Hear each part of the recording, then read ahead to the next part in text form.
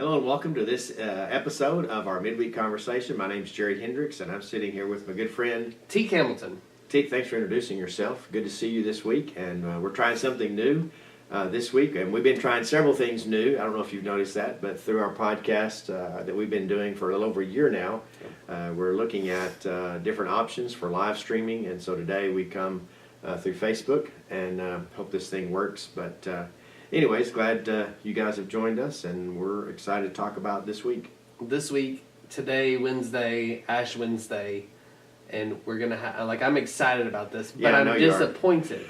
Why are you disappointed? Because I discovered something yesterday too late to celebrate. There's apparently part of this season called Shrove Tuesday. Have you ever heard of that? I have heard of that, I think. It involves eating pancakes. Oh. And well. I missed it. I didn't get to have pancakes last night. And apparently it has to do, now just the history, I did look it up, has to do with getting rid of all the fat items like butter and egg and things like that at your house, sugar, because you'll be giving those up for Lent, so you don't want them to go bad. And so the easiest way to do that is to make pancakes. And I was horribly disappointed that I didn't know. I have to wait a year now to enjoy Shrove Tuesday. I do think that you had mentioned this before, but I'm not exactly positive. But so there you go. There's your disappointment for the day. Lent information in a minute, right there with T. Hamilton. Yeah. Well, I really thought we would be further into the podcast before you mentioned that this was Ash Wednesday. Well, I was excited and saddened at the same time. So do you want to go back to last week? I have no idea. We can go back. We wrapped up Living 360. Yes, we did. This week we did the final part of that series as we gear up for Lent, and we talked about being a disciple maker, and you've said over and over again through it that the circle, the progression gets smaller and smaller by group. Right. But in theory, or in practice at least, it should get bigger and bigger, if that makes sense. Because if you're going to be a committed follower of Christ, you're a disciple, and if you're a disciple, you better be making other disciples at whatever level you can. Right, and I think the idea of creating a cycle is that we understand that once we enter into that relationship through following Christ and we grow, we continue in that cycle. It's not something that we get off and on of. Right. But it's something that we stay in, and so it really just begins to change our perspective as we encounter people as a discipler, or when we enter into those times like a Lenten season, where we're really wanting to seek those moments where we can learn about our own discipleship and our own growth. But definitely, it involves everyone who has decided to be a follower of Christ. And Sunday, I shared with you, I think we started talking on Monday. I was looking for exactly how to frame that on Sunday, because I thought it might be difficult going into that, because you are talking about what would seem to be a smaller group of people, or a niche group, or probably even people who don't think of themselves as disciple makers. Right.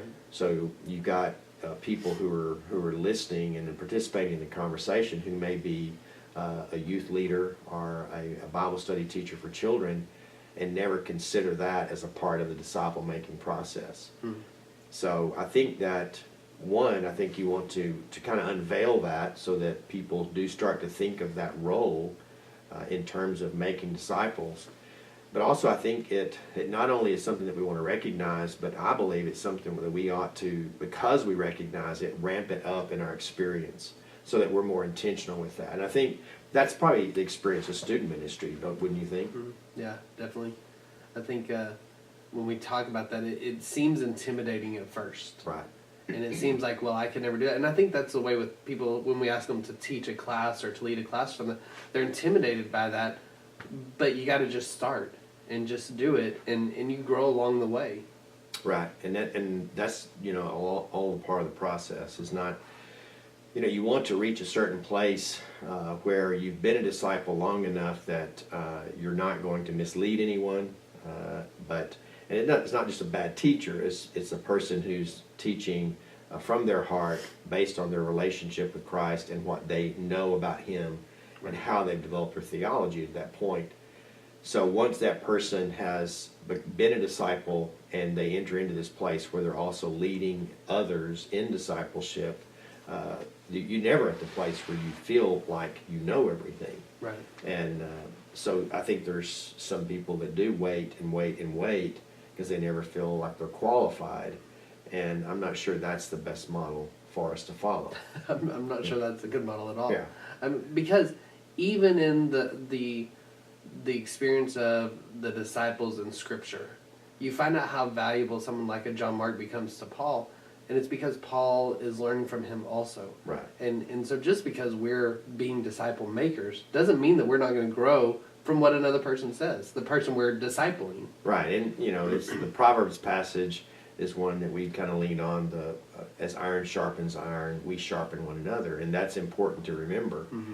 That we're all part of that process, and we're continual learners in this process of understanding Christ. And I think probably the hesitancy is that people think that being a leader, a discipler, is being like a professor right. of Bible knowledge, and right. it's not. It's the thing that you see and experience in the gospel in Jesus' ministry with his disciples is you see the relationship that he had with them. Right. And so disciple making is born out of relationship. And so that's why I think it's important when you come to that place where you either want to be discipled or you're considering who you might disciple next, that you make it a matter of prayer and look for that person that you have a connection with. Because that's not always, that's going to be helpful to a person in that process if there's some kind of natural connection, I think. Yeah, it's safe to say that disciple making always comes in the context of a relationship. Right. A previous relationship. Right. I mean, Paul didn't randomly just call somebody. He had a relationship with Timothy, he had a relationship with Barnabas, and even John Mark. That relationship was built, and he was training them to be who they were. Right. And so those things help us, and then I think you learn to develop a lifestyle of seeking out those relationships and constantly in prayer for those that God may put in front of you. Right. And then, and doing that and making that a part of your life enables you, I believe, to be a solid, consistent disciple maker. And I think that's the other aspect of it. It's intentional. It's right. It's not God's not just going to drop somebody in your lap. Right. That's probably a really bad way to say that, but God's not going to just have you run into somebody else and like, oh, we're going to disciple make right here. It's something you're praying about and you're looking for and seeking out. And hopefully God's working in that person's life also, and they're looking for the same thing. It's not going to be something that just randomly happens. It's right. intentional. And I think the thing that I realized Sunday in preparing for that conversation in my own experience is that it's in some ways contextual. Mm-hmm. And I hadn't thought about it until working through this, that as a youth minister, it was real easy for me to make disciples right. or to enable that. Right. But becoming pastor of this church, where the makeup was different than anything that I had done before in ministry, I probably wasn't as diligent myself in seeking those relationships out. I think I have a mentoring nature mm-hmm. and discipling nature, but I really had not been intentional about who I was going to be investing in. And so going through this process with our deacon ministry this last year, where we saw this evolve, and then I was spending more and more time with a fewer number of individuals because of that, then it became more aware. I became more aware of it in my life. So honestly, I've been praying for someone to disciple since October, and that person just showed up in January. Mm. And so we've been meeting every week, and only this week talked about that you're the one that I've been praying for. Hmm. Cool. So it's an interesting experience. It's been a great series for us to experience and to see how it shapes and molds our church. And it's something that the next step for us, this is one we shared last week, that we're not just going to leave this one alone, but we're going to work towards developing a curriculum for this, right. So that we can use it as a part of the training for our church at large. So you used numbers. I'm a numbers person. I like them. You use numbers. Do you have those numbers with you? Do you remember them from what you said about the exponential effect of discipleship? Because it seems small if you're doing one-on-one. Yeah, it's that was really fun thinking back through that. It's sometimes we forget the power of multiplication. Right. And I know that in my upbringing in ministry, they talked a lot about, sometimes we're so concerned about addition that we tend to add when God multiplies. Right. And so the process of discipling was just considering that if a person disciples someone for 6 months, and then after 6 months that person disciples someone, that at the end of the year there'd be 4 disciples. Mm-hmm. And then the second year there would be, after 2 years there'd be 16. Right. After the third year there'd be 64. Mm-hmm. And in 4 years the number of disciples will be larger than our church. Right. And then I actually looked up the world's population, which is a little over 7.5 million. Right. Billion. Billion, yes. Thank you for the correction. And growing. Yeah. And it's mesmerizing to look that up. You can Google that and follow that. And it's intimidating when you think about our discipleship. But considering that same model, if we were to be able to implement that, Mm-hmm. then the entire world population could be discipled within 17 years. That's amazing. Yeah, so, but it just reminds us, I think, that, God, when you look at the story of Jesus and how he empowered his disciples, and when they got started and God and his Spirit came, it was the church multiplied. Right. And it did it over and over. And so we tend to forget that's how God wants to work. But we have to start with what he has given us, and I believe is learning about him, Mm-hmm. walking with him, and then walking along with someone else along in that process. Right. Well, it was a good series, and we're going to continue to talk about it for sure. Right. But now, can I get to the other part? Let's talk about Ash Wednesday. Yes, that's today. So, I was really depressed the other day because I found out that there was Shrove Tuesday yesterday, and I didn't get to have pancakes. I feel like we've already covered that, though. We have covered that already. So never mind. But Ash Wednesday has become, or at least the season of Lent, Ash Wednesday has become a special part of my faith journey. Definitely later to it than I know a lot of our Christian brothers and sisters are. But coming off of Advent, it was a special experience for me when I first experienced it. And then Lent became a very important part of my life also. This idea of slowing down and experiencing the journey to the cross. Experiencing my part in the journey to the cross. And so I'm excited. I love Ash Wednesday service. I love Lent. It's a very special season for me. One of the things that we talk about in our upbringing in church life is that we didn't, Lent wasn't a part of the tradition. Mm-hmm. And so the natural pattern was you just rock on with life, and then you have this big celebration on Easter. Mm-hmm. And one of the things that it helps me do is to be more intentional and reflective and find those places with consistency over that period of time, so that I'm not just focusing on the significance of Resurrection Sunday, but I'm focusing on all that led up to that. And I think, it's going to be interesting through this Lenten conversation how the language emerges, because a lot of times there's a language that we intentionally evoke into the conversation, like Living 360, right, and different themes that we might have. But one of the things that we said even during Advent this year is that we want to live in the moment of the progression of the story. right. And so I'm trying not to repeat that, but really it's the same kind of theme, that to move forward or to move too fast, I think hijacks the story in our life. Right. And the other thing is that Lent is new every year. Mm-hmm. We're at a different place, and we've walked with a lot of people over this last few weeks that they've had major life change for one thing or another. And so this Lenten season is different than any other they've had before.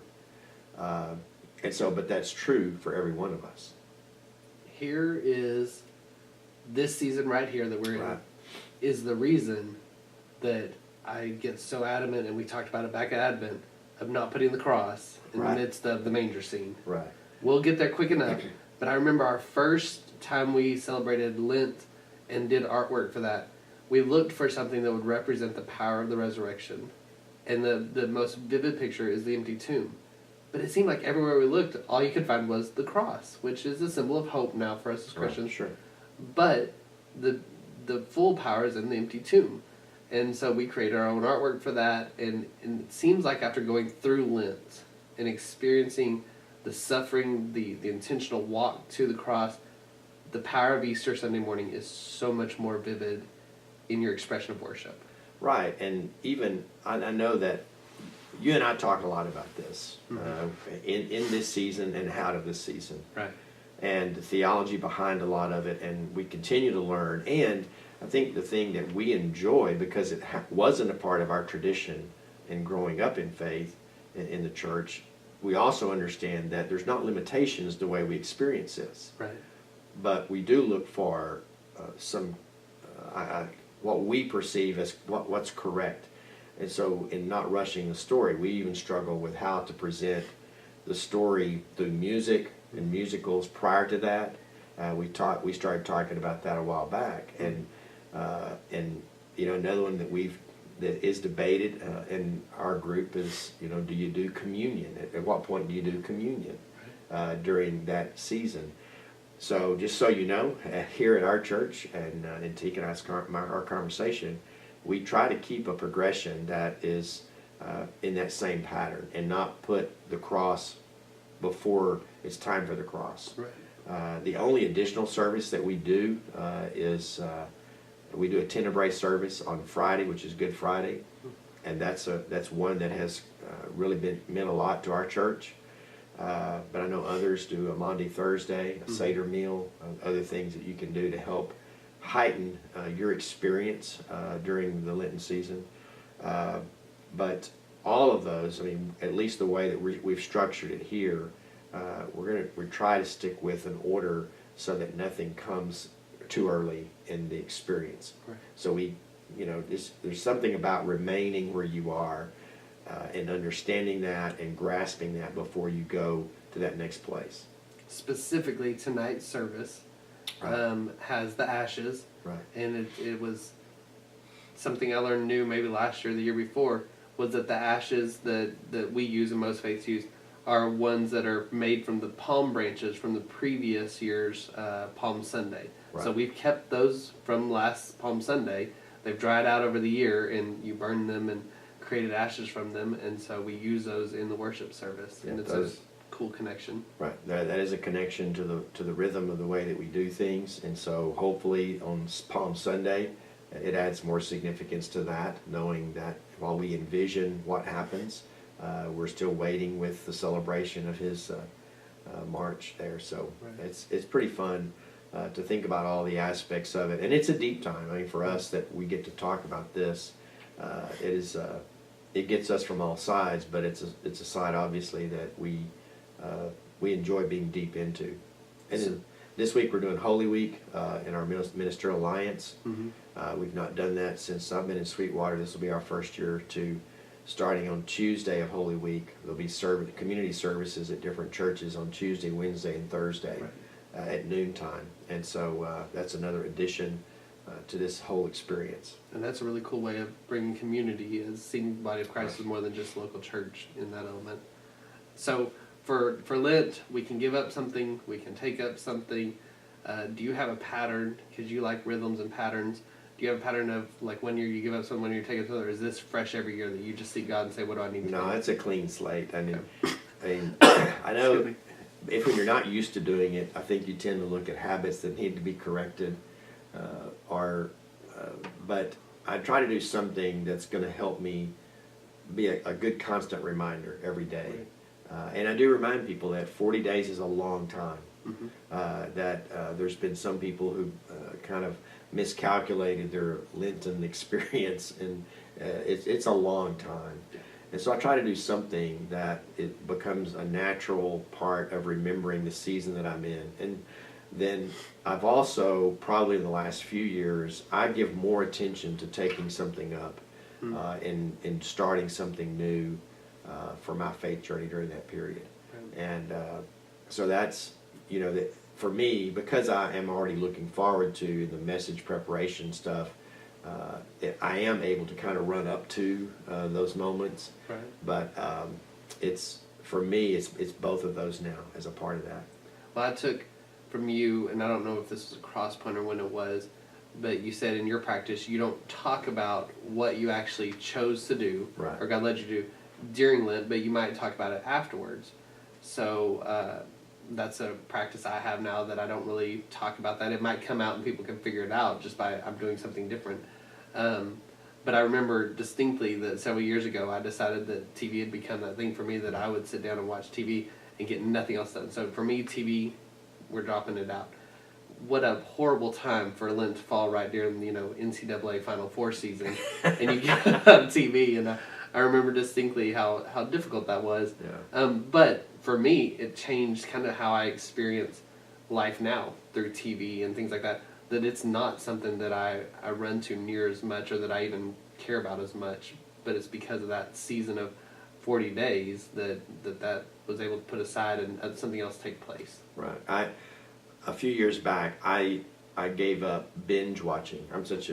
I'm really bad about the television always being on, and that's been a pattern that's really stuck with me, and I'm grateful for that. But it does, on occasion, I'm reminded of the experience that I had through that, and that was one. That one was sort of random for me, but generally, I just kind of run up to it and make a decision.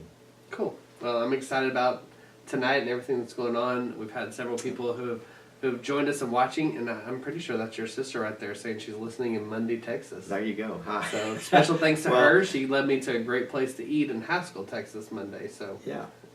Well, thanks folks for listening in. We're still looking for those best ways for us to communicate, and we try to do this Wednesdays, usually somewhere around at 9ish.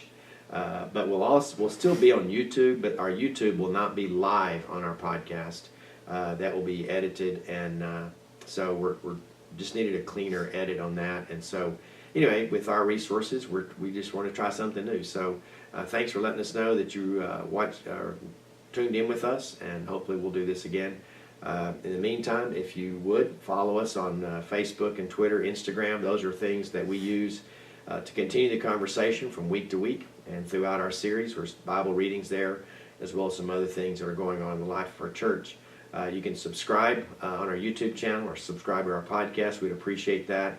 That helps us to stay connected. And then also, we'll be evaluating this first venture into Facebook Live, and hopefully we'll see you again next week. Or tonight at 6 o'clock for Ash Wednesday service. Yeah, let's do that. See ya. See ya.